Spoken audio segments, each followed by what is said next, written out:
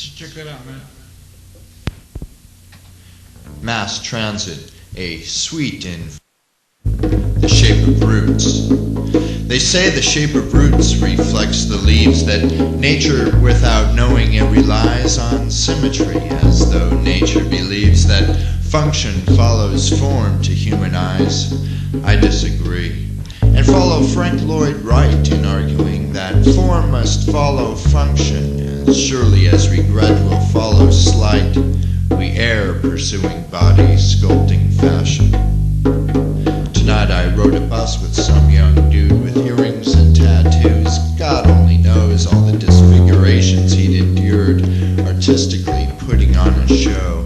I fear I saw his mind, the way he thinks, reflected in the hoops, the studs, the ink. Bouncing to the beat. She's bouncing to the beat within her phones, reading Reader's Digest for the jokes, takes off her shades but keeps her glasses on, then fiddles with her Walkman. She sits behind the stairwell at the back. The bus is nearly empty, still some asses standing at the door there with his cheeks gripping the pole. Intent on reading, she stares at something titled, "That's outrageous." She does not laugh or smile. Compared to us, the riders on this bus, it's just not funny. She'd commute some other way, but for the money. She puts her shades back on and cranks the volume, bouncing to a beat that's always solemn.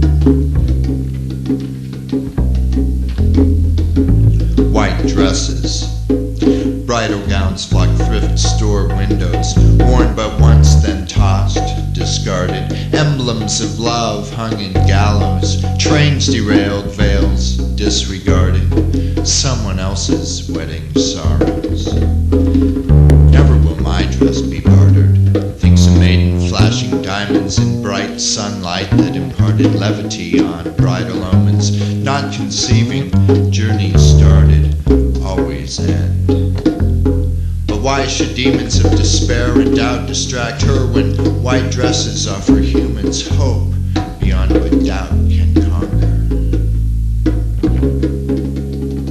Heading west. Heading west from campus, we cross the Platte and pass the field of evil horses where the home team fights on the way to where we live. Close by those lifeless neon lights and lots now empty, blighted and vile. They used to sell new cars, all glossy, steel and shiny. One big lie after lie after lie.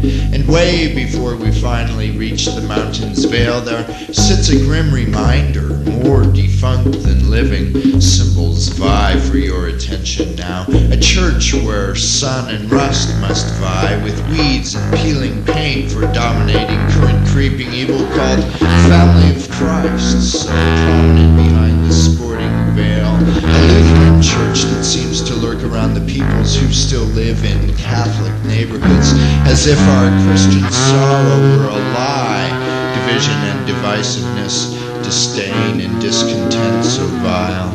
You'd think their 10 Commandments were all meant for other people's vile beliefs and urges, crimes and vices, not their own, but still they vie for dominance, a constant crisis that can never let sleeping dogs lie, or maybe even take to heart Jesus' words to ward off evil.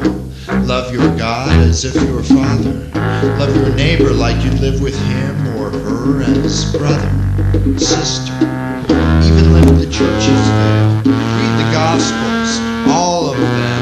Protest against that evil veil that hides the sinner from the sin of never taking blame for vile actions of your own. And when commandments do not help you live, here's some more that come to mind. There is no running away.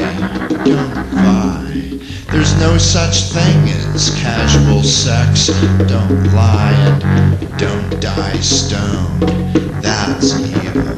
But back to John and Paul, whose whose lesson, all you need is love, was lie. And George came back from India chanting paperback writers who lie and tax and steal, and all for the greater good of keeping us all in a veil of prosperity when we really need some saving grace from evil, which Lord Krishna would supplant with dancing milkmaids, not with vile wars between Hindus and Buddhists and Tao, when really the forces that vie with one another are but thou and thou and thou.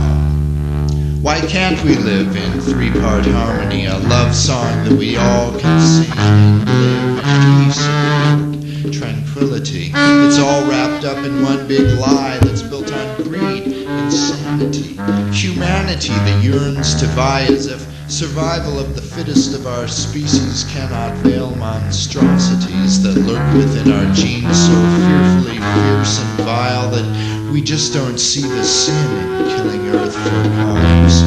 The evil sail of where we live, one world, to hide behind a cheery veil of happiness. You know you lie, and veil ourselves to all things vile that we produce, and yet we strive with vice and virtue, striving.